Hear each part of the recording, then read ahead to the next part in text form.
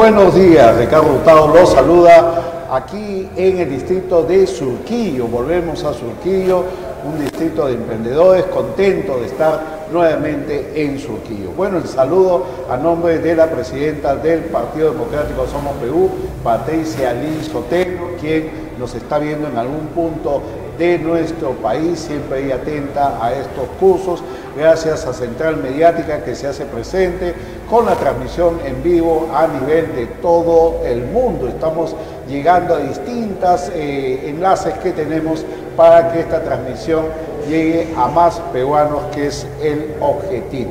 Bueno, estamos sábado 22 de marzo, el saludo también obviamente a los presentes. Hemos demorado un poco porque estamos esperando que más personas lleguen y se aunan a este evento académico. También en las redes sociales, conéctense, pasen la voz, que ya estamos a minutos de iniciar este full day que ya nos tiene acostumbrados Central Mediática y Somos Perú. Como ustedes saben la temática, y los que no saben les cuento, este es un full day. Siempre lo comparo con las películas de Netflix porque se habla mucho, los jóvenes, vamos a ver películas, una maratón de películas. Bueno, esta es una maratón académica y vamos a tener distintos conocimientos de personalidades evaluadas, que son, digamos, personas que nos pueden dar ese conocimiento que muchas veces nos hace falta. Vamos a estar ya empezamos, hasta las 8 de la noche. Siempre yo lo digo, la idea es que se queden hasta las 8 de la noche, digamos, lo que yo les sugiero, porque son ponencias importantes donde vamos a aprender mucho. Yo también acabo la presentación y me siento con ustedes, porque esa es la idea, aprender, sacarle el jugo a estas ponencias y que no sea por otros motivos. Yo sé que es importante un certificado, es importante la comunicación, tantas cosas, pero en nuestra mente tiene que estar el tema de la capacitación, del conocimiento que vamos a tener el día de hoy.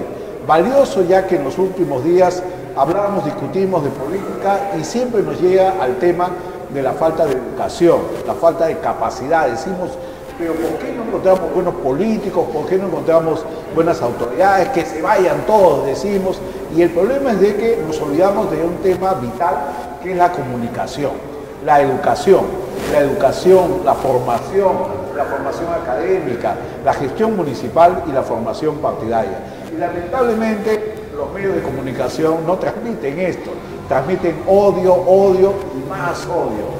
Y nosotros desde Somos Perú lo que queremos es transmitir este conocimiento que es valioso para todos los peruanos.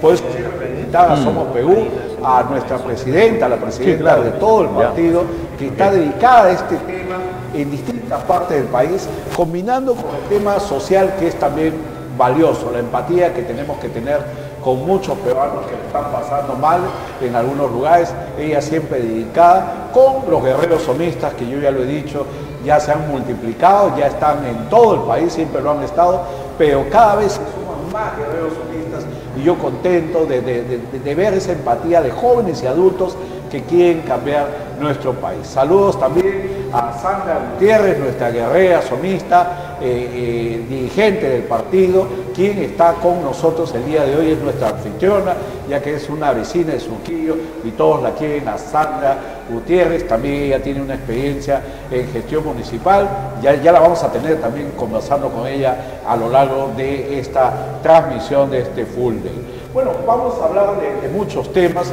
pero ya tenemos que empezar. La hora es la hora, como se dice, y yo quiero dar la bienvenida, pero antes hay un video que Nicolás nos va a pasar, el video de presentación, gracias a Central Mediática, de nuestro primer ponente, que es el doctor Álvaro López Cazorla, que va a tocar un tema que tiene que ver con la formación partidaria. Vamos a hablar de la historia de los partidos políticos. Mucho se habla de que no hay partidos políticos, son clubes de amigos, que los partidos políticos deberían desaparecer, otros hablan de que hay que fortalecer los partidos políticos, pero hay que conocer la historia, no podemos hablar por hablar, y por eso hemos traído un destacado profesional, conocedor de estos temas, para que comparta estas ideas con nosotros. Adelante, Central Mediática.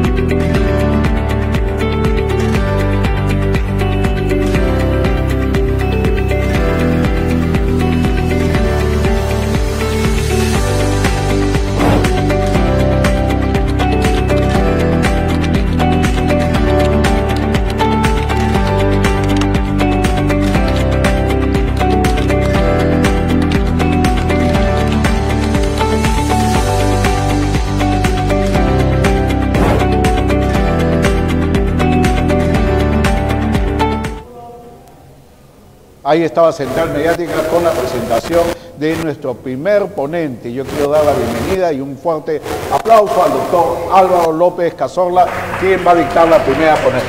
Por favor. Adelante.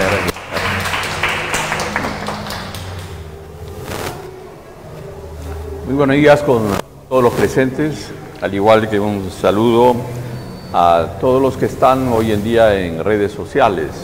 Un saludo particular y un agradecimiento por la invitación a don Ricardo Hurtado, a la presidenta del partido Somos Perú, Patricia Lee, a la presidenta de la Comisión de Descentralización, Regionalización, Gobiernos Locales y Gobiernos Regionales del Parlamento Nacional, la congresista Ana Segarra. Bueno, también un saludo muy particular hoy día de hoy a Víctor Cernaqué, que cumple años, es valioso funcionario del Parlamento Nacional. Cuando me indicaron la posibilidad de que yo pudiera tratar con ustedes el día de hoy el tema de los partidos políticos y la visión histórica de los partidos políticos y la visión trascendental de los partidos en la dación de las constituciones políticas de Perú, yo no dudé un solo instante en asumir este rol y esta responsabilidad, porque es una responsabilidad tremenda el conversar con ustedes nada más y menos la historia política del Perú del siglo XX y los inicios de este siglo XXI. Pero lo que yo voy a conversar con ustedes el día de hoy no es mi gracia, ni mi invento, ni el speech particular mío. De Henry Piz García, que llegó a ser presidente del Congreso, Gonzalo Romero Sommer, y con la colaboración de Patricio Ato Avellanal Carrera. Y este texto trata incluso desde los antecedentes de la República aristocrática antes del siglo XX, luego pasa a los gobiernos de los presidentes Sánchez Cerro, Benavides y Prado, que los vamos a tratar con ustedes hoy día. Vamos a conocer de cerca a estos personajes, quiénes fueron, por qué llegaron al poder, qué hicieron, qué alianzas políticas hubieron, qué confrontaciones tuvo el país en esas circunstancias y qué connotaciones para después, para la vida democrática y republicana del Perú. Luego trataremos también dentro de esta línea lo que fue el rescate de la democracia real en el Perú a través de un Frente Democrático Nacional. Lo que algunos estudiosos de la política actual dicen y retrotraen en el tiempo, dicen habría que armar una suerte de un frente próximo a las próximas elecciones. Vamos a tratar lo que fue el Frente Democrático Nacional del año 45 al año 48, luego los golpes de Estado en ese corsi y ricorsi de Vico en el Perú, como era el siglo XX que se movía entre golpes de Estado y primaveras democráticas y golpes de Estado. Luego los inicios del año 2000, el golpe de Estado del 5 de abril del 92 y todo el siglo XXI a continuación, que es muy sucintamente tratado en este texto que yo les recomiendo como afán de estudio y de bibliografía especial. El doctor Federico Prieto Celi, este es un también historiador, como una suerte de crónicas políticas desde el año de 1939 hasta el año 2018. Él ha tenido un afán periodístico tremendo, es un analista periodístico y un analista político, que ve desde su punto de vista de la realidad, y la realidad social, la realidad política y económica, y nos entrega Así se hizo el Perú, de Federico Prieto Celi. La tercera fuente de consulta para lo que vamos a conversar hoy día está basada en el texto que se denomina La Historia de la República. Esta Historia de la República de 1930 a 1985. trata de 55 años de la vida política del Perú, escrito desde Sánchez Cerro hasta el primer gobierno del presidente García, pasando por el tema vinculado al general Sánchez Cerro, y el autor es Enrique Chirino Soto, que fue diputado en el año 1967 y luego senador de la República y congresista de la República. ¿Por qué razón queremos nosotros trasuntar esta parte de la historia del Perú? Digamos, desde 1920 hasta hoy día, vamos a trasuntar 100 años de la historia política del Perú. 100 años en una hora, aproximadamente. Porque lo que queremos es de que se puntualice 3 momentos fundamentales. Cómo se dio la Carta Constitucional de 1920, cuánto duró y por qué duró 11 años esa Carta Constitucional, a través de un Congreso Constituyente, y vamos a averiguar, sin necesidad de ser abogados, pero bajando un poco el lenguaje, porque los abogados a veces hablamos en difícil, vamos a conversar sobre ustedes qué es un poder constituyente y cómo se trabaja un texto constitucional, para qué se trabaja un texto constitucional y quiénes intervienen en la elaboración de ese texto constitucional. Esa Constitución del 1920, que duró 11 años, hasta la convocatoria del año de 1931, que hay un golpe de Estado, hay procesos electorales, y luego viene el general Sánchez Cerro, y luego la elaboración de la Carta Política de 1933. Esa Carta Política de 1933 duró hasta el año de 1980. Si estamos hablando de cuántos años, a ver los matemáticos. De 1933 al 40 son 7 años. Del 40 al 1980, 40 años, 47 años que duró la Carta Política de 1933. Una carta que se manejó entre golpes de Estado y primaveras democráticas. Y luego viene la Carta Política de 1993, que nos rige hasta hoy día. ¿Cuántos años ha durado ya esa carta? De 1993 al 2000, 7 años. Al 2025, 7 más 25, 32 años. Una carta que duró 44 años y otra carta que duró hasta el momento 25 años. Entonces es importante que esos 4 momentos trascendentales de la historia política del Perú los conozcamos, porque las constituciones responden a las propias realidades de naturaleza política que tiene el Perú. Cuando se reúnen los representantes constituyentes, lo que quieren es modificar y transformar las cosas para el bien del desarrollo objetivo real, político, económico y social del país. Y ellos encarnan, cuando son elegidos asambleístas para una constituyente, asambleístas para trabajar un texto constitucional, encarnan en ellos lo que se llama el poder constituyente, y ellos son constituyentes que encarnan el poder más grande, el poder más omnímodo. Sobre ese poder no existe otro para el tema legislativo. ¿Por qué? Porque van a transformar la estructura política, la estructura económica y la estructura social de un país. ¿Cómo transformo la estructura política de un país? Hoy día el Perú es un país republicano, democrático y social. Pero podría en su momento, si es que llegara un comunista al poder, transformar esa de país republicano a un país comunista. Si es que llegara un comunista al poder.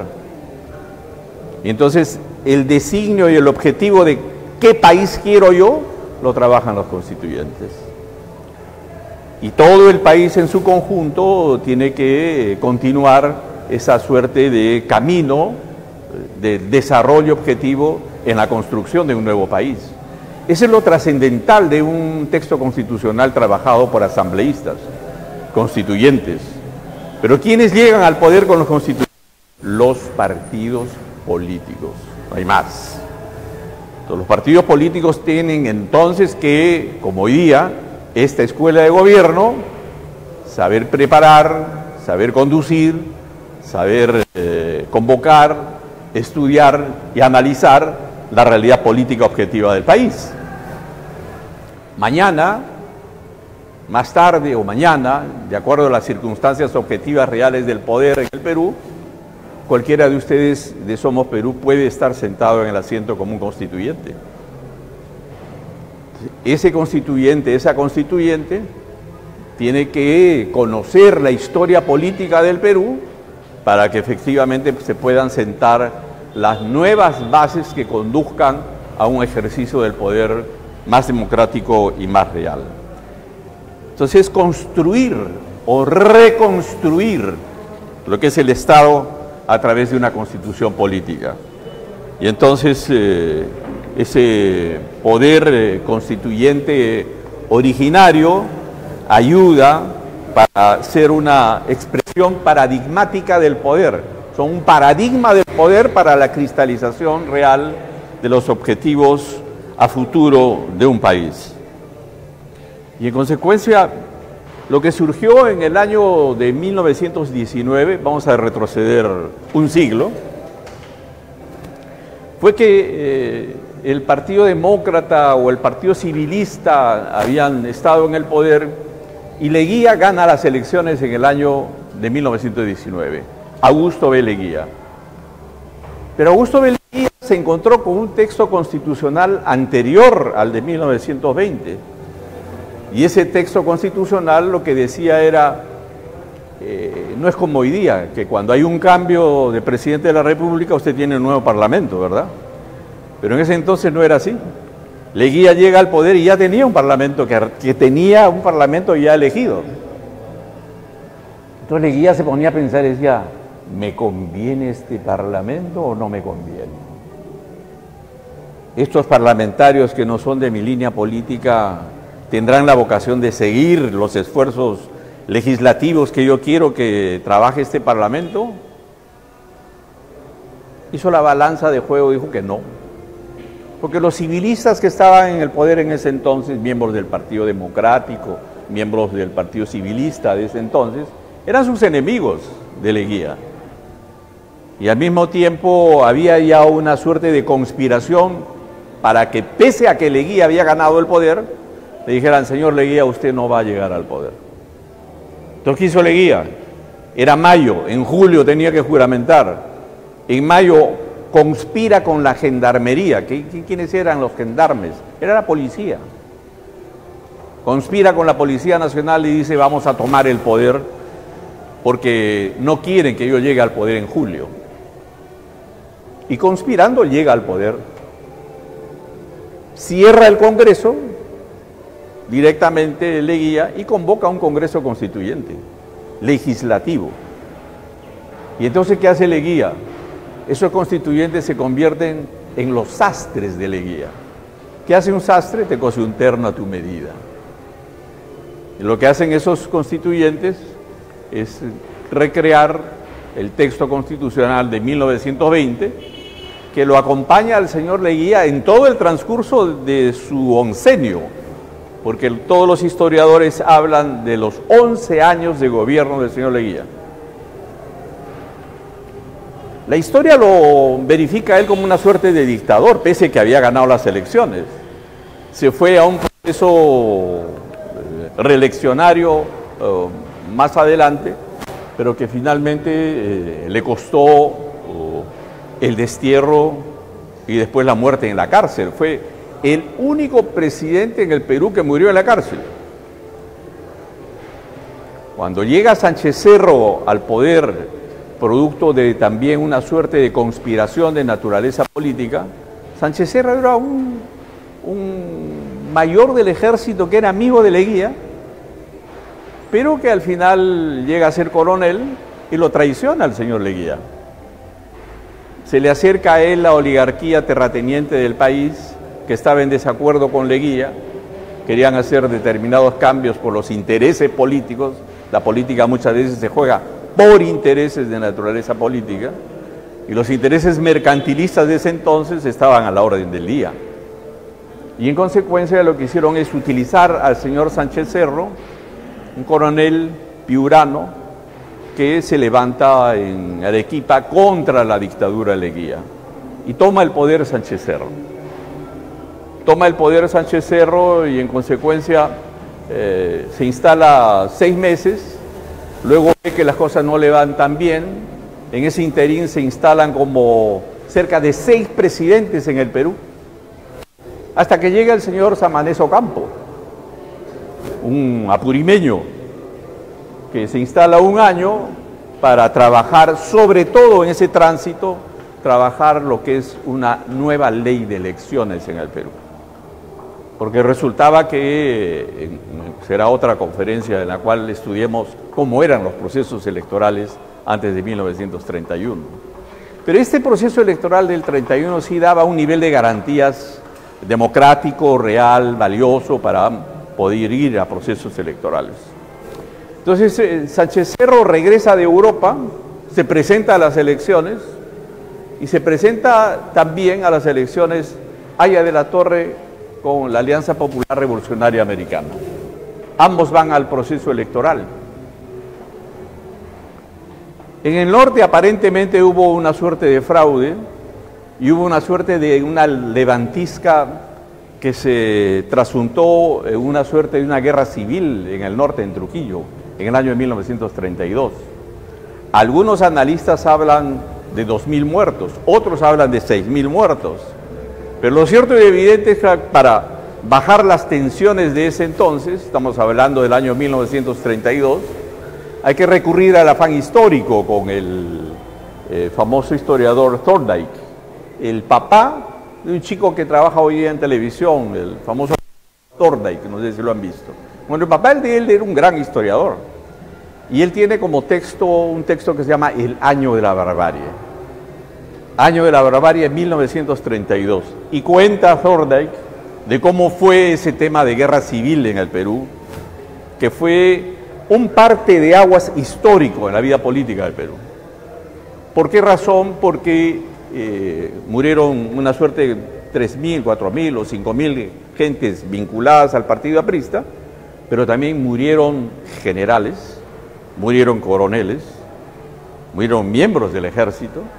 Había sido capturado el local del cuartel O'Donovan en Trujillo, y lo que hizo Sánchez Cerro fue convocar a Marina, Aviación y el Ejército para poder sofocar lo que era una guerra civil en entonces. Imagínense un levantamiento de esa naturaleza hoy día en el norte o en el sur, y en el cual el gobierno se viera obligado a meter Marina, Aviación y Ejército. Entonces se abrían zanjas, mataban a la gente que encontraban, si eran o no eran afines a esa suerte de revolución civil, y en consecuencia se abrió una tendenciosa guerra civil fratricida y una enemistad tremenda entre el ejército y el APRA, que surgía como partido y movimiento político.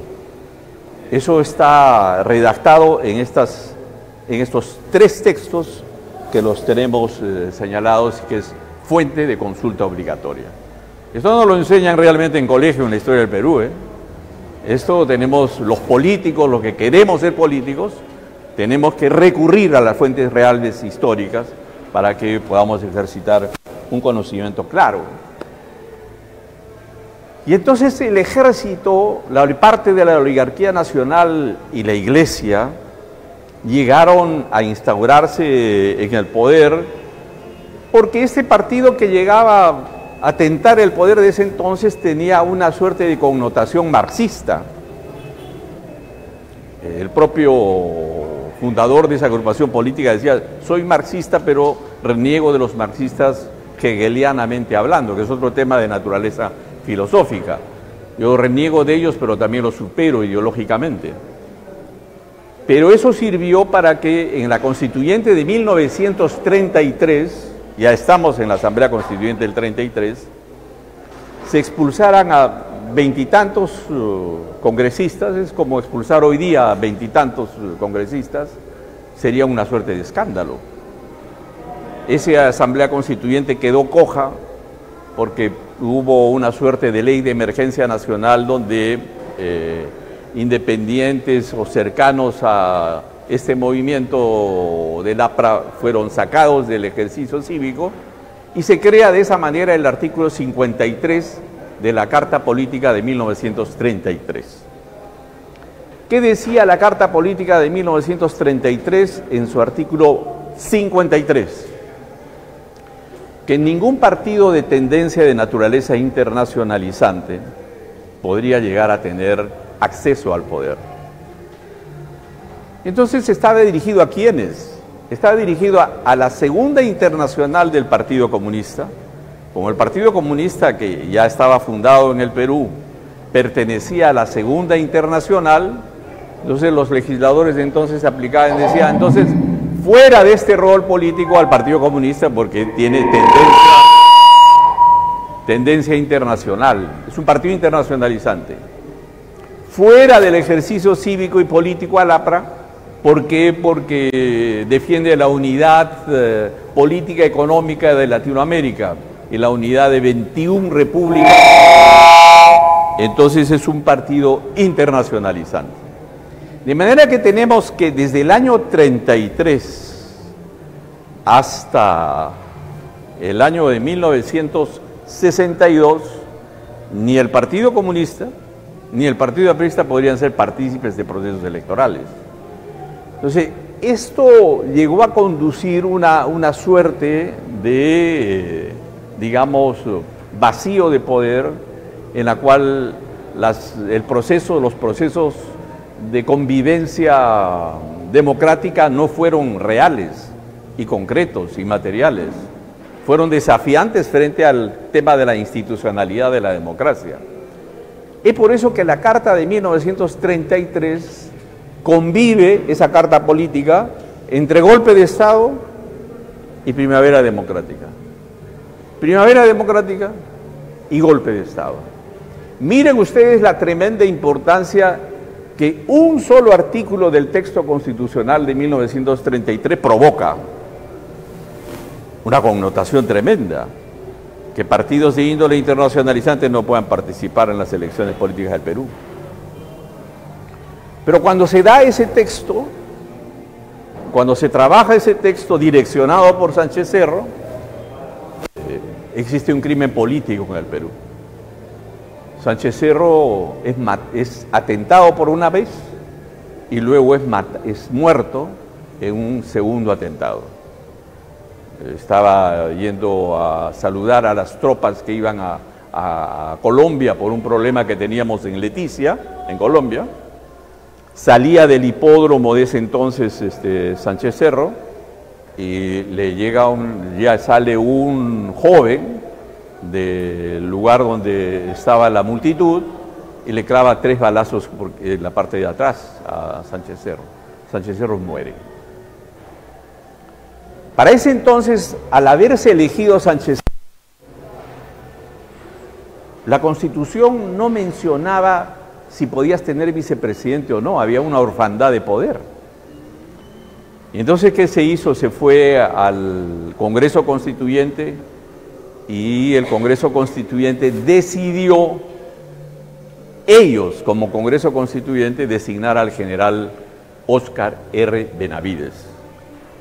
Es así que surge esta figura ya protagónica dentro de los anales militares en el Perú, que ya había sido candidato antes, había tenido una suerte de actuación importante dentro de las Fuerzas Armadas en el Perú, y Benavides llega al poder. Pero llega al poder con la decisión de ese Congreso de 1933 para que transitoriamente pueda convocar a elecciones el señor Benavides. Pero Óscar R. Benavides se quedó el 33, el 34, el 35.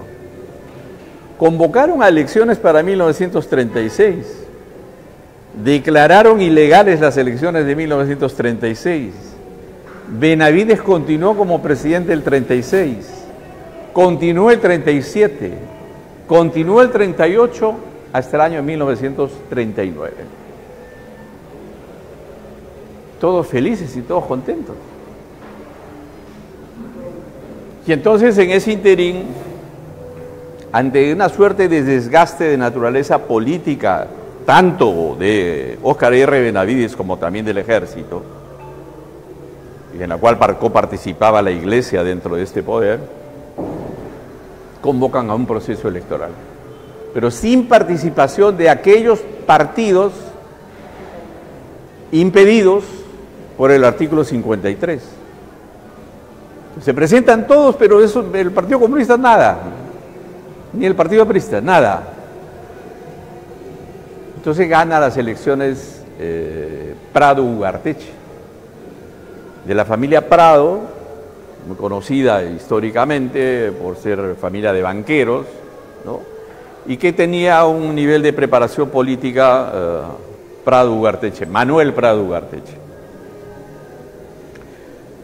Prado abre la posibilidad de poner en alto la suerte de persecución política contra el comunismo y contra el aprismo.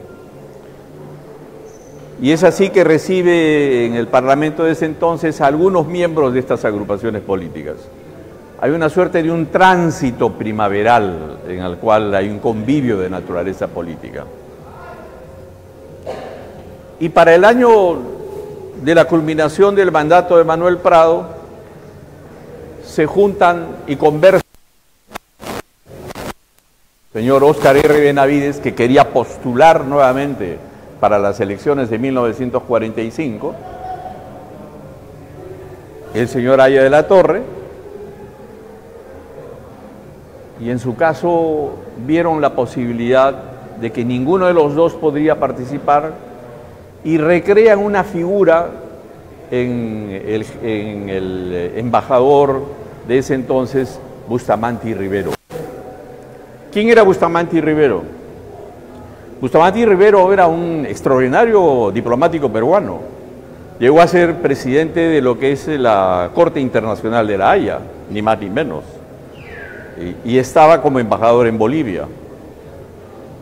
Su secretario privado era Luis Bedoya Reyes. Recién la figura de Lucho Bedoya Reyes comienza a aparecer como secretario de Bustamante Rivero. Tanto así de que Luis Bedoya Reyes es quien le prepara la carta de presentación de Bustamante y Rivero al proceso electoral para presentarse ante la propia ciudadanía. Entonces se produce un efecto muy interesante, una suerte en la cual partidos de corte democrático, entre ellos también el APRA, algunos independientes, aparece la figura de Fernando Belaúnde en la institucionalidad del Frente Democrático Nacional, y en consecuencia este Frente Democrático Nacional, con apoyo de una suerte de partidos en ciernes que se estaban construyendo en el Perú, llega a ganar las elecciones ampliamente Bustamante y Rivero. Se coloca en el gobierno Bustamante y Rivero, y en consecuencia hay una suerte de convivencia de la partidocracia existente en el Perú, muy efímera, en un parlamento en el cual hay niveles de transacción de naturaleza política. Te he apoyado para que llegues al poder, necesito algunas carteras ministeriales.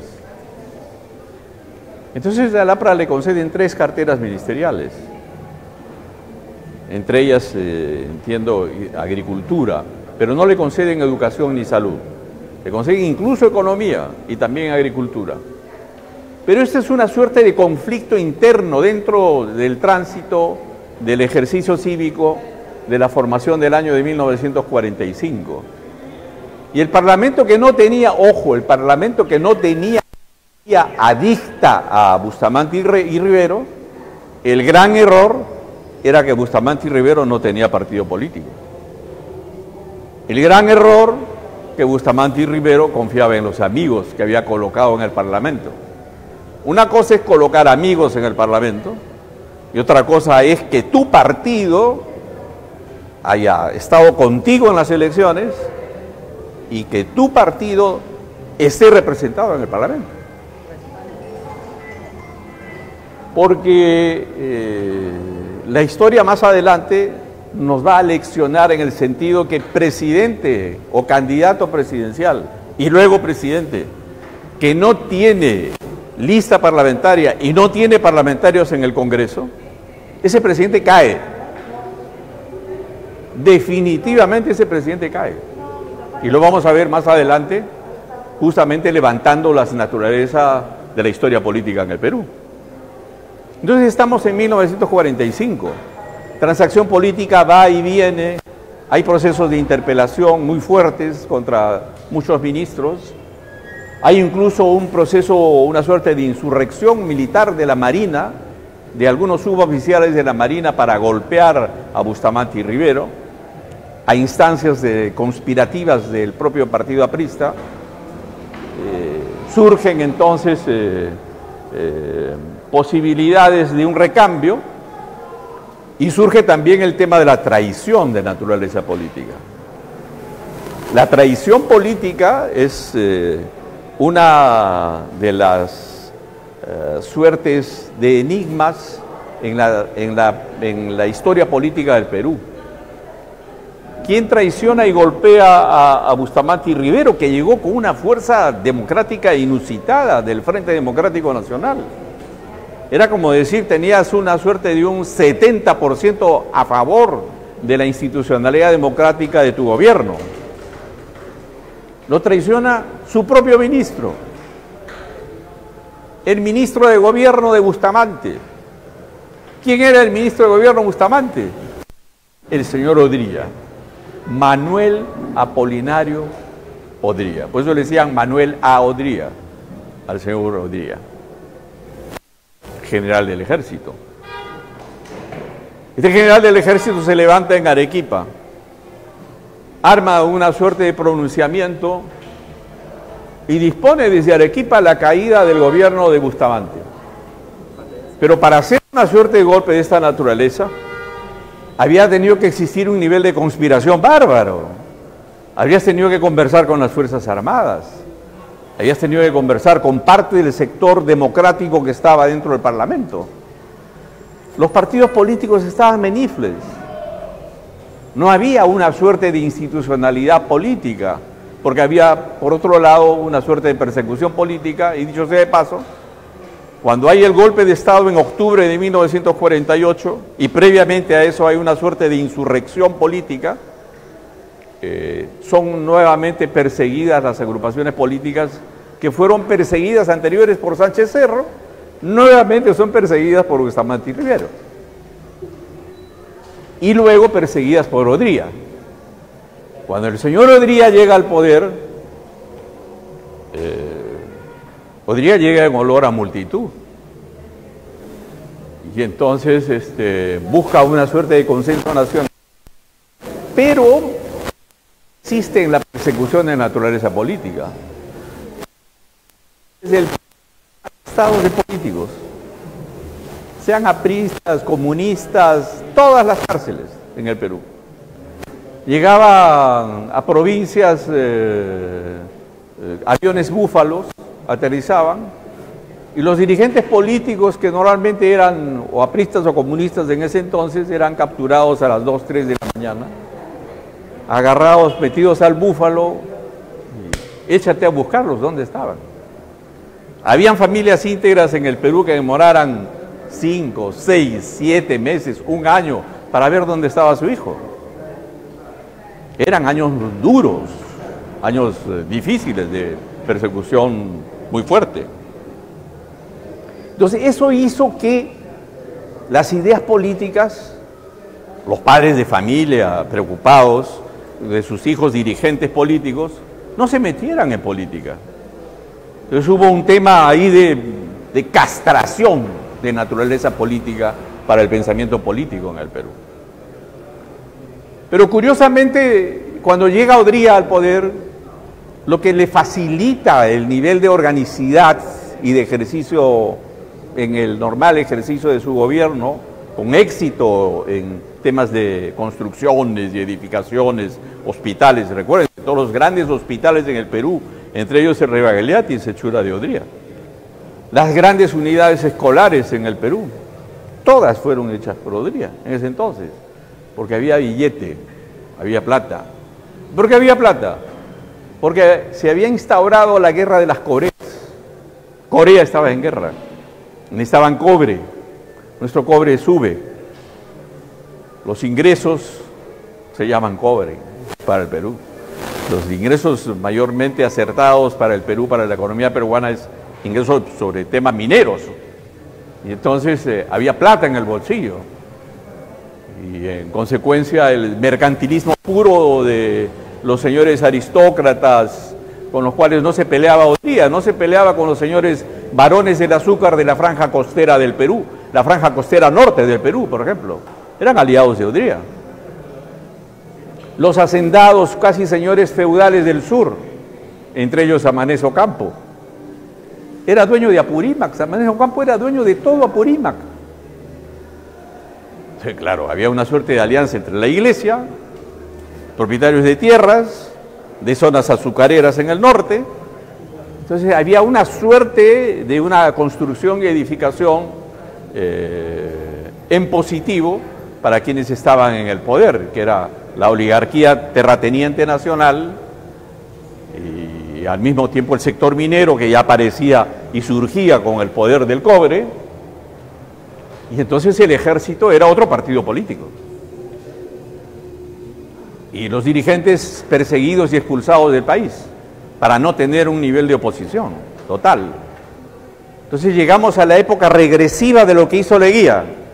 Leguía también perseguía a sus enemigos políticos, los despedía del país o conversaba cautivamente con ellos y les designaba a determinados viajes de placer por toda Europa, como lo hicieron con el señor Mariátegui, por ejemplo, ¿no?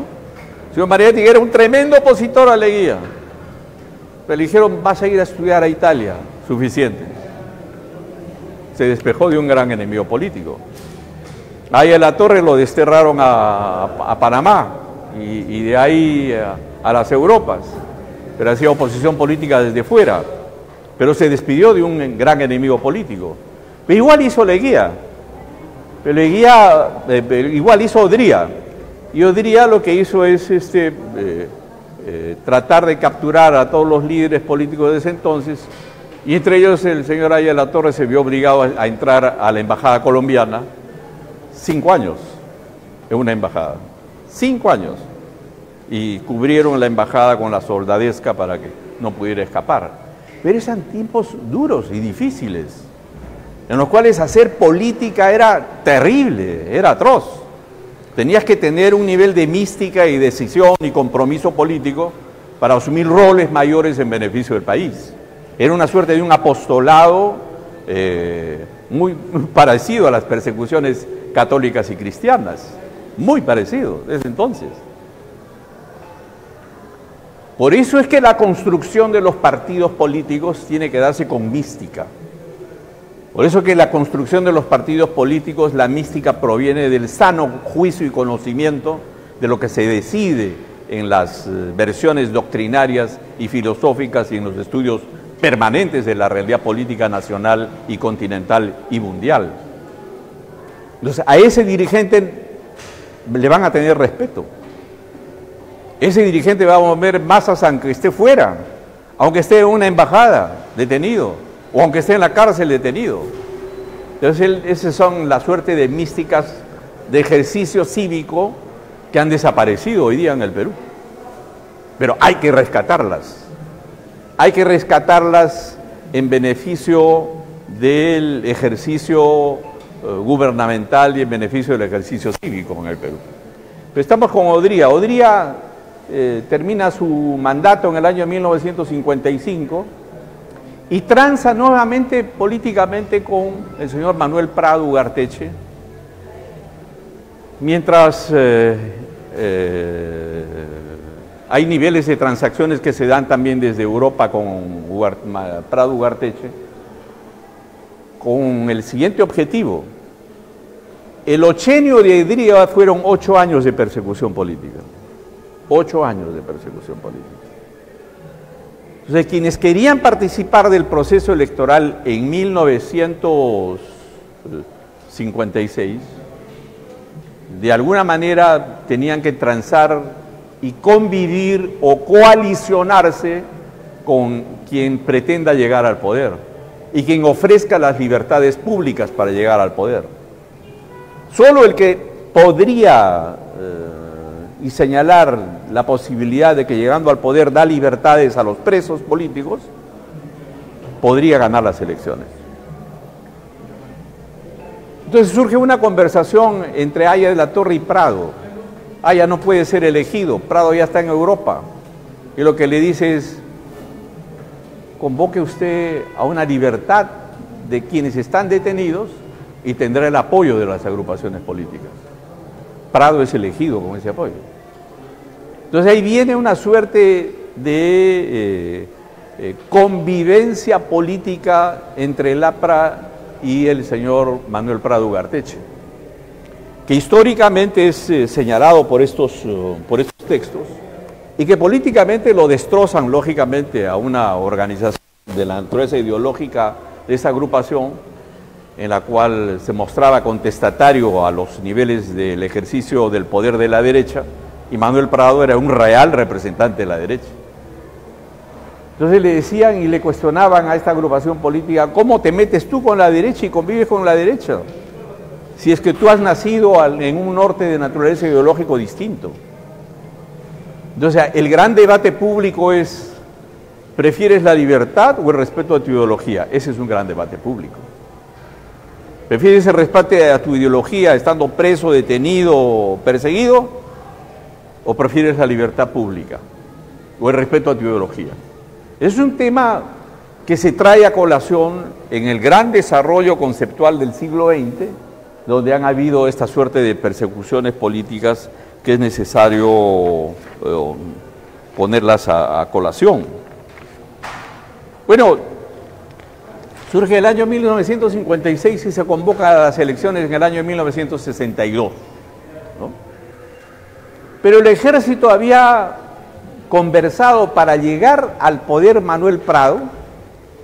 El ejército le había dicho a Prado, luego se sabe esto ya de los estudiosos y analistas y los sesgos políticos que han habido después: si llega una agrupación política enemiga a nosotros, cuando tú estés finalizando tu ejercicio, nosotros te vamos a dar un golpe a ti. Porque nosotros como ejército no podemos convivir con quienes nos han matado y nos han perseguido también. Me refiero al propio Partido Aprista. Esa es la real y cruda realidad de naturaleza histórica, ¿no? Y dicho y hecho, Manuel Prado convive con varias agrupaciones políticas, 56, 57, 58, 59, 60, se convoca a elecciones el año 61,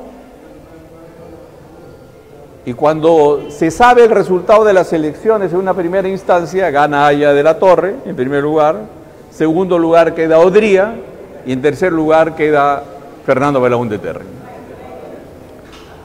Entonces, Odría, que había sido miembro general y presidente en Lochenio, arma su agrupación política, se llama la Unión Nacional Odrista. El APRA perseguía desde entonces por primera vez, por segunda vez en su historia política, podría tener un candidato propio, y lo tuvo en Haya de la Torre. Y aparece la figura política de Fernando Belaúnde. Gana las elecciones Haya de la Torre. Con la Constitución del 33 le tocan la puerta al Congreso, le dicen: Congreso, tú decides. Porque los conformantes del cuerpo jurídico y político en el Congreso de 1962, que ya estaba elegido, tú tienes que decidir por cualquiera de los tres. Ante la posibilidad de que sea elegido Haya de la Torre, golpe de Estado. Llega el señor Pérez Godoy con sus tanques y sus camiones, lo derrocan al señor Prado y entra Pérez Godoy con el general Lindley López. Es un triunvirato de generales. Pero el mandato general es que se queda un año para poder convocar a un proceso electoral para el año siguiente. Estamos hablando del año 1962.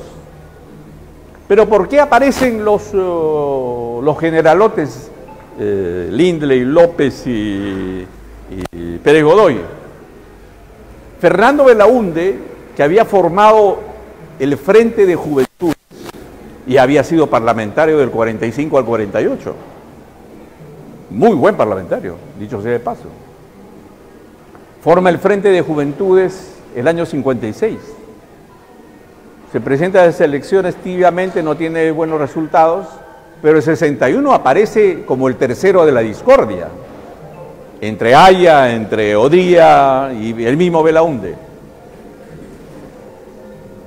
Belaúnde y gran parte de la oligarquía nacional y los diarios del comercio y la prensa, que ya eran diarios avispados en temas de construir, diríamos, una suerte de ejercicio de corrientes de opinión para ese entonces, supieron discernir de que evidentemente era mejor la figura de Fernando Belaúnde, porque no tenía problemas con el ejército, no tenía problemas con la iglesia. Entonces, cuando se convocan nuevamente a las elecciones de 1962, triunfa Fernando Belaúnde. Fernando Belaúnde llega con un nivel de votos extraordinario para el Ejecutivo. ¿Pero en qué se descuidó Fernando Belaúnde? En las listas parlamentarias. Entonces se arma una coalición. Las coaliciones parlamentarias ya estaban bien sugeridas desde las democracias nórdicas, en Suecia, en Noruega. Era cuestión de todos los días hacer alianzas de naturaleza parlamentaria. Era un ejercicio cívico normal ponerse de acuerdo en el Parlamento. Aquí en el Perú es un crimen, es un delito las coaliciones parlamentarias. Hablan hasta de santas alianzas de naturaleza política, porque no tenemos cultura política en el Perú. No hay una adecuada cultura política en cuanto a las decisiones de armar coyunturalmente alianzas de naturaleza política en el Parlamento. Pero entonces se armó una coalición que para muchos era suicida, una coalición entre la Unión Nacional Odrista y el Partido Aprista. Y ambos capturan el Senado de la República y capturan la Cámara de Diputados. Después hay una construcción analista y pensante que dicen, bueno, fue la venganza del APRA frente a Fernando Belaúnde. Prefirió que hubiera una suerte de transfugismo de diversos líderes de naturaleza ideológicamente bien conceptuada de esa agrupación política, que salieron de esa agrupación a raíz de esa alianza dada en el Parlamento entre la Unión Nacional Odrista, que lo había perseguido, que los habían incriminado, que los habían deportado, que los obligaron a meterse a las embajadas. Más adelante construyeron una suerte de coalición política entre el APRA y la Unión Nacional Odrista. El resultado fue un tremendo desgaste de naturaleza política del gobierno de Belaúnde. Caían gabinetes como moscas, caían ministros, con un anterior reglamento que era un reglamento que acuchillaba políticamente a la gente. Un ejemplo, por ejemplo, en un papelito lo convocaban para una censura política al ministro de Agricultura. Entonces llegaba el ministro de Agricultura rapidito al Parlamento con el anterior reglamento del Congreso. Acá todavía hoy día no se da cuenta de la moción de censura para un ministro, tiene que pasar una semana y después el ministro es invitado, luego el ministro tiene que presentarse. Allá en ese entonces no. Se entra un papel a pulso y a mano a la presidencia del Congreso, moción de censura contra el ministro de Agricultura. Se presenta el ministro de Agricultura en el término de la distancia, o sea, en una hora, lo que dure del Ministerio de Agricultura al Parlamento. El ministro tenía que volar, tenía que ir al Parlamento, presentarse al Parlamento. La primera pregunta al ministro de Agricultura: ¿cuánto está el kilo de lentejas en el mercado? No sabía el ministro, se pone rojo, colorado y todo lo demás. Se le vienen encima a los parlamentarios y dicen, no sabe cuánto está el kilo de lenteja en el mercado. Un ministro de Agricultura no hace mercado ni con su mujer. No es posible que tengamos un ministro de esta naturaleza. Votos, votación, censurado y fuera el ministro. Así era. Los ministros caían como moscas. Entonces eso no permitió, diríamos, un nivel de consistencia mucho más real en el pensamiento del propio presidente de la República. El presidente de la República salía y decía, no, yo respeto la democracia, respeto las decisiones del Congreso, pero te están acuchillando. Tienes que conversar con esa mayoría parlamentaria. Tienes que conversar con ellos para poder ejercitar un nivel de transacción de naturaleza política, por lo menos coyuntural, para que tú puedas manejarte en el último tramo del ejercicio de tu gobierno. Estamos hablando de 1968, por ejemplo. Pero el 2 de octubre de 1968, cuando hay un cambio de ministros, porque había caído todo un gabinete, entraba el gabinete del señor Mujica Gallo, con todos sus ministros, todos orondos dentro del besamanos. ¿Quién se aparece en el besamanos el día 2 de octubre? El comandante general de las Fuerzas Armadas, que era el señor Juan Velasco Alvarado. Y va a saludar al besamanos, saluda a todos los ministros, saluda al modernísimo primer ministro, saluda al presidente de la República y a las 3 de la mañana lo está sacando en pijama del Palacio de Gobierno. ¿Quién era Velasco Alvarado? ¿Quién era Velasco Alvarado? Velasco Alvarado era uno que pertenecía a la soldadesca. Entonces, ¿quiénes son los que pertenecen a la soldadesca? Él inició su ejercicio militar siendo soldado raso. Él después ya fue oficial del ejército. Después ya, cuando fue sargento, llegó a ser miembro de la Escuela Militar de Chorrillos. Y ahí es oficial y asciende como oficial. Y es un tipo que, piurano él, que viene a escalar determinadas posiciones. Pero lo curioso de esto es de que el diario La Prensa, el diario El Comercio, de derechas de ese entonces, ¿no?, la oposición, estaban, digamos, tocando las puertas de los cuarteles para que se convoque cuanto antes un proceso electoral. Pero el APRA con Aya de la Torre se alistaban un poco a hacer un ejercicio cívico casi para ingresar a las elecciones de 1969. Entonces, al ser desterrado Belaúnde, creían que iba a aparecer un golpe de derechas de las Fuerzas Armadas, pero no, fue un golpe de izquierda extrema. Porque si te hablan del nivel de nacionalización de tierras e industrias, estamos hablando de un proceso de construcción ideológica muy fuerte por parte del ejército. Y es por eso que Velasco Alvarado habla del golpe de Estado, no a nombre de él, sino de la institucionalidad de las Fuerzas Armadas. ¿Qué había pasado? Que dentro del CAEM, el Centro de Formación de Mentalidades para ejercer gobierno o coadyuvar a ejercer ejercicio gubernamental, habían construido un nivel de edificación y de pensamiento muy importantes dentro de las últimas generaciones de las Fuerzas Armadas. Y cuando ingresan estaban preparados para el ejercicio del poder. Y cuando ingresa habla del Plan Inca. Y el Plan Inca no es sino una suerte de línea de izquierdas entre los que van el tema de la nacionalización de tierras e industrias. Por eso es que la reforma agraria aparece en el Perú al año siguiente, entre el año 69 y 70, un 24 de junio en el Cusco. Ley de reforma agraria. Los partidos políticos habían estudiado, meditado, analizado, leyes van, leyes vienen, se discuten en el Parlamento, pero eran leyes mediatizadas. Esta fue una posición muy drástica, diríamos, de ejercicio de la reforma agraria, que más adelante hay posiciones a favor o en contra.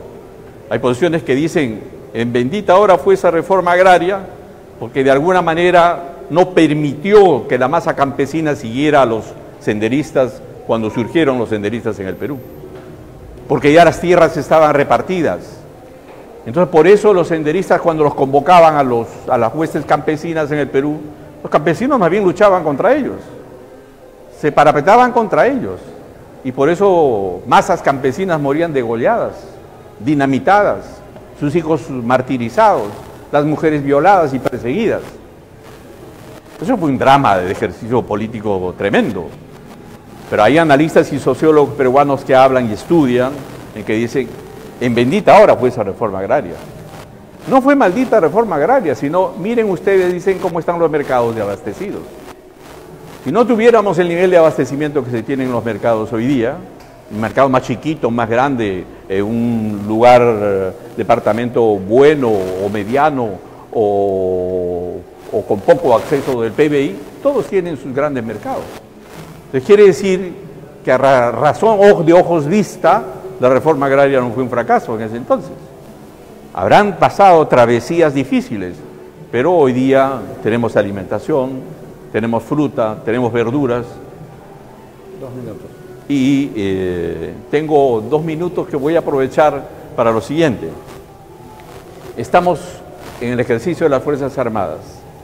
Luego vendrá después un tránsito para la Constitución de 1978, porque hubo un desgaste atroz de las Fuerzas Armadas y que fueron obligados por la suerte de levantisca popular en el Perú en los años 77 para convocarse a un tránsito de la salida de las Fuerzas Armadas del gobierno y el ingreso del civismo de los partidos políticos al acceso al poder nuevamente. Y es por eso que se convoca la Asamblea Constituyente en 1978, que será parte del diálogo que vamos a tener en preguntas y respuestas. Si hay preguntas, pregunten desde el 78 hasta la actualidad, para que podamos cerrar todo el ciclo de la conferencia de hoy día. Muchas gracias. Un aplauso para el doctor Álvaro López Casonga. Si hay alguna pregunta, como lo indica el doctor, puede dar alguna persona del público a partir de 1978 en adelante el tema de las constituciones. Si no, nos vamos a la... A ver, por favor, el micrófono, un segundito para que en las redes sociales estamos... Los que hagan preguntas van a tener un texto de gobernantes y gobernados. Sobre... Ahí está. Ya se ganó su libro y que va a preguntar. Gracias, doctor. Efectivamente, es un tema muy importante para la capacitación política. Felicitar al partido. Doctor, muchas gracias por su exposición. Un poco quería saber la comparación de la Constitución del 78 con la Constitución del 93 y si el Perú está preparado para otra Constitución o qué salida se le puede dar o puede dar la clase política. Es una pregunta muy crucial, muy importante. ¿Por qué razón? Porque la Constitución de 1978 lo valioso es que de alguna forma analizó todo lo que fue el tema de las reformas militares de 12 años y el tema de la persecución y la indignidad que hubo en cuanto a la persecución de la civilidad de esos 12 años. Y lo que recoge el texto de la Carta de 1978-79, promulgada por Belaúnde el 28 de julio de 1980, viene a ser la incorporación de todos los derechos humanos de las personas, desde el artículo primero, pasando por el artículo segundo. Toda la dignidad del ser humano. El ser humano está por encima del Estado y la sociedad, ¿no? La persona humana es el fin supremo del Estado y en consecuencia merece toda la suerte de respeto. Y en el artículo segundo ustedes tienen 24 incisos de derechos, porque los constituyentes en ese entonces se hicieron una pregunta: ¿por dónde vamos a empezar a regular el texto de la Carta de 1978? ¿Quiere usted primero objetivamente señalar qué tipo de Estado quieres? Empezar por el hombre y el ciudadano. Los derechos humanos, como dice usted, y la dación de la Carta de las Naciones Unidas, que tuvo un influjo notable después de la Segunda Guerra Mundial, hizo posible que los señores legisladores en el mundo entero privilegiaran los derechos del hombre y ciudadano antes que decidir qué tipo de república quiero. Ese es un punto a favor tremendo de la Carta de 1978 con relación a la del 33. ¿Cuál es el error de la Carta de 1978, particularmente para mí? El grave error fue que no se pusieron de acuerdo en el régimen económico de esa Constitución. ¿Por qué es un error? Porque si usted revisa el texto de la Carta, del régimen económico de la Carta de 1978, es un mixto, una mezcolanza donde meten al Estado como parte de prioridad de las decisiones económicas en el país y la actividad privada queda prácticamente de un lado. Hablan de una economía mixta, cooperativista y de un ejercicio mediatizado de parte de la actividad privada. Por eso es de que fracasan los gobiernos subsiguientes. Fracasa el gobierno de Belaúnde, con procesos inflacionarios que llegan tremendamente. Hay un nivel de devaluación horrible, hasta de un 46% de la moneda en el ejercicio gubernamental de Belaúnde. Por eso Belaúnde se cae. Cuando llega Alan García, tenemos una espiral inflacionaria a 7000%. Lamentablemente se inicia ahí el tema de Sendero Luminoso porque no había una adecuada capacidad de ingreso a través de puestos de trabajo de la actividad privada. El tremendo factor, diríamos, de cambio y recambio que ha habido en el régimen económico de la Constitución de 1993. Pero eso no es un éxito nuestro, sino es un éxito de una real y cabal lectura política que tuvieron los constituyentes en el 93 en base al éxito del exitoso gobierno alemán que a través de la socialdemocracia alemana hicieron posible una suerte de la visión de la social economía de mercado, prefiriendo la ampliación de los mercados y prefiriendo la inclusión de la actividad privada. Por eso es de que llegamos a un momento determinado en el segundo gobierno de García, en el año de 2008, el Producto Bruto se eleva a 8%, 9%. Hoy día estamos a 3, estamos aspirando para el próximo año a ser 3.2. Y entonces se crean cerca de 3.200.000 puestos de trabajo. Eso es producto del impulso que se da a la Carta del 93 y el buen uso del régimen económico a los efectos del desarrollo objetivo y económico del país. Doctor, sí, muchas gracias. Si me permite, con su venia, para regalar un libro para el tema virtual. Después vamos a entrar con la pregunta del tema virtual. Adelante, señor, de pie, por favor. Vamos a regalar su libro al señor, porque me las preguntas, para motivarlo. La comunidad virtual también. También. Ya, adelante, caballero. ¿Cuál es su pregunta? Ya, profesor Álvaro. En su exposición, que es prácticamente pinceladas de la historia política de Perú y sus constituciones, nos ha dicho de que se basa en un conjunto de libros que han hablado sobre este aspecto histórico. Pero en realidad los libros, cualquiera que ellos sean, tienen un interés, tienen una tendencia, Sí, claro. Crear opinión. Y esto no hay que considerarlo una Biblia, ni libro sagrado, sino Un referente. un referente. Claro. No. Importante para la población surquillana que está aquí es hacer una serie de preguntas que amplíen un poquito el panorama de lo que usted ha señalado. El artículo 53 de la Constitución del 33 apartaba de la acción política y de las elecciones fundamentalmente a dos partidos políticos, tal como usted lo ha dicho. ¿En qué se parece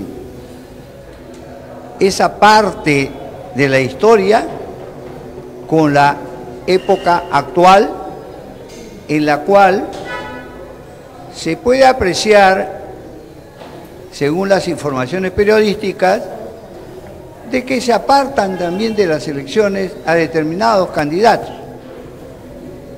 Hay semejanzas, hay diferencias.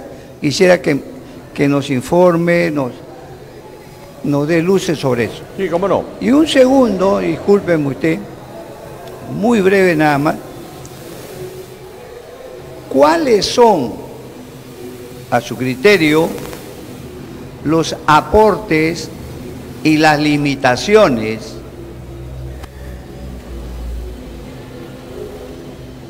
que han tenido los partidos políticos en la historia del Perú y en el manejo del Estado? Quisiera, hay muchas preguntas, pero creo que la brevedad. Muchas gracias. Muchas gracias. Vamos a comenzar por la segunda pregunta, que es bien sugerente, ¿no? ¿Cuáles son las limitaciones de los partidos políticos que llegaron al poder en el ejercicio cívico gubernamental? ¿En qué fallaron? Yo creo que la gran falla de los partidos que llegan al poder en el Perú hoy en día es que no tienen escuela de dirigentes. La gran falla de la ley de partidos políticos y la ley de financiamiento de los partidos en el Perú es que no está obligando a los partidos a que abran sus escuelas de ejercicio de gobierno. ¿Para qué abrirías tú una escuela de ejercicio de gobierno? Para armar cuadros capacitados que ingresen al Estado. Un ejemplo, si usted toma un ministerio, es el Ministerio de Salud, necesita un ministro y 2 viceministros, necesita un secretario general, necesita un jefe de gabinete, necesita 10 asesores y tiene usted directores de línea. ¿Quiénes son? ¿Dónde los preparan cuando usted ingresa al poder? Mira tu partido y busca a la gente que tú tienes al costado. Tu partido debe comenzar a tener cuadros políticos preparados en lo que es organización y gestión de gobierno, en saber discernir sobre los ejercicios cívicos y organizativos en los ministerios de la producción y en los ministerios también de corte social, en los ministerios productivos y sociales. Las escuelas políticas deben de construir organizaciones y gestiones de gobierno, especializando su gente en más de 19 procedimientos administrativos, 19, entre ellos administrativos de control, de recursos humanos, de bienes, de adquisiciones del Estado, presupuesto, contabilidad, etcétera. Un partido que merezca llegar al poder y cuando mire a sus huestes, sabe perfectamente quién va a ser el ministro de Salud o el ministro de Educación y quiénes van a ser sus directores y sus asesores. Eso es lo que nosotros tenemos que construir y entrar a mentalizarnos para la edificación de una malla mucho más específica y una malla educativa en el ejercicio de gobierno, en gestión y organización gubernamental. Ahora bien, a la primera pregunta. La primera pregunta era con relación al artículo 53, ¿no es verdad? Y si hoy día hay esas limitaciones que hay, como existía en ese entonces, ni punto de comparación. En ese entonces sí había una persecución por razón de las ideas y la ideología, tremenda. Pero hoy día se está utilizando diversos canales, entre ellos a través del poder electoral y a través de las decisiones de la Corte Suprema, por ejemplo, en el sentido que al señor Humala no lo han desterrado del ejercicio cívico y no puede postular a elecciones. Yo creo que eso está mal, particularmente hablando, porque ese señor puede hablar todo lo que quiera, sus decisiones son personales e individuales, la gente verá si lo arrastra o no arrastra gente. Pero lo que nosotros tenemos que combatirlos es ideológicamente. Nosotros tenemos que combatirlos con el pensamiento de nuestra organicidad filosófica y doctrinaria. Tenemos que combatirlos en polémicas cívicas, pero no apapachar o aplaudir. Ya no va a poder ejercer gobierno. Felizmente ese loco ya no va a participar. este que está amenazando a matar a los expresidentes y todo lo demás. Bueno, que lo diga, pero en su ejercicio cívico, como candidato. Y será la ciudadanía la que efectivamente pueda decidir si efectivamente está al calor de la democracia institucional que requiere el país, ¿no? Muchas gracias, doctor. Un fuerte aplauso para el doctor. Lamentablemente estamos con el tiempo volando. La siguiente pausa, el desayuno también se enfría. Muchas gracias, doctor. Han quedado muchas preguntas en las redes sociales y el público también. Es un tema amplio, vamos a ver si lo dividimos, porque hay mucho que ha quedado. Es un tema... Sí, nos hemos quedado en el siglo XX, vamos a llegar al siglo XXI. Y tenemos que hablar de Andrade y de la familia y de Somos Perú. Muchas gracias. Un fuerte aplauso. Vamos a ir a un pequeño break. Vamos a tomar un cafecito, algo fresco por el calor y retornamos porque ya está Ítalo Hervé, nuestro siguiente ponente, quien va a tocar el tema de la participación ciudadana en los gobiernos locales. No se vayan de las redes sociales y nosotros retornamos en unos minutos. Pausa y retornamos. Gracias.